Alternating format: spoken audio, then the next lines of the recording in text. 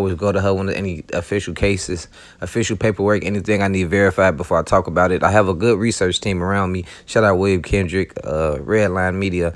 You know what I'm saying? They be helping me keep this shit right because I done got bamboozled before y'all. And it was brought to my attention that this blogger, I ain't gonna say his name, he went on his channel and said, yeah, I done gave X-Man Rico false information. Fuck it.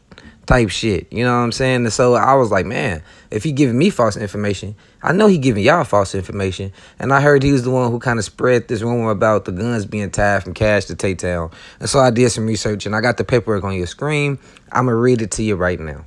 Facts supporting probable cause. In summary, in January 2022, Stefan Mack, also known as Youngin, was shot and killed outside the Youth Peace Center of Roseland, located at 420 West 111th Street, Chicago, Illinois.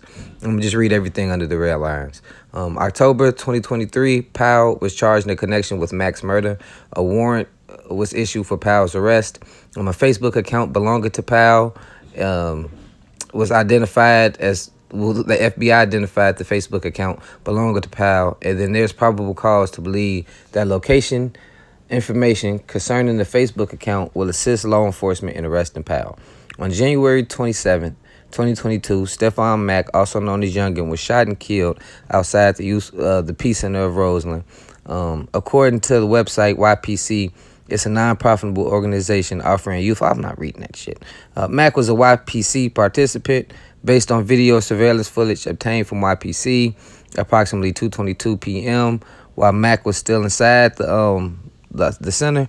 A 2014 black Chrysler 300 sedan with tinted windows, driven and occupied by the shooters, entering the YPC's parking lot. The Chrysler was initially parked on the east side of the street. At 2:25, the Chrysler was moved to the west side of the lot. The shooters remained in the Chrysler for approximately 40 minutes, waiting for Mack to leave. Based on video surveillance footage obtained from the location, Mack left and began walking across the parking lot towards his car.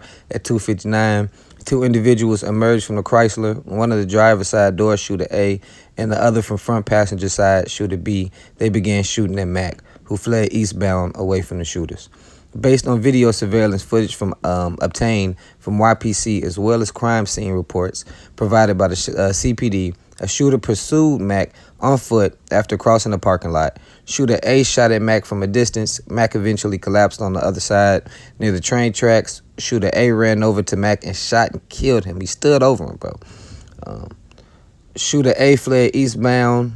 Shooter A proceeded southbound on 111th Street, eastbound on 111th Street.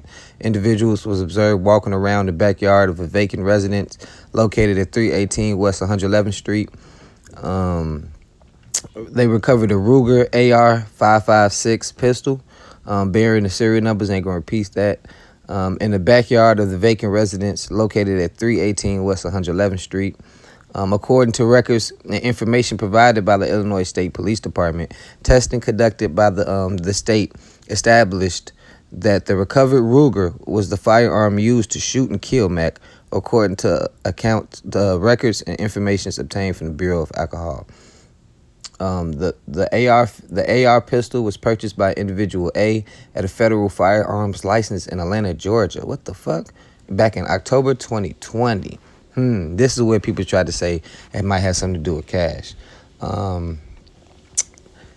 Based on information provided by CPD, security guard shortly after the shooting, the security guard stepped outside and he was shot in the left leg by shooter B. After shooting the security guard, shooter B fled westbound on foot, and the shooters abandoned the Chrysler in the parking lot. And so I pretty much read all that to say I could keep going. I might just keep reading a little bit. They end up apprehending AJ in Mike City. AJ, Preston Powell, also known as Marley, they were charged in connection with Mack's murder. Initially, after everything was done, they were indicted because the weapons that were used to kill the youngin was tied to a few other was tied to a murder for hire plot. That's it. You see right now, everything on your screen, you see nothing to do with Fbg Cash. Nothing to do with Fbg Cash. And the reason why I wanted to do this story is to just let y'all know that sometimes people that you might think is credible, they're not credible, man. A lot of these bloggers want to send other bloggers off up the river just so they could be less credible, and it just helps boost their their own channel's credibility and different shit like that, which is petty, man. I just been behind the scenes talking to different people about this case. It's like, hey, what's going on with it? Like, is this shit really tied to anything like that?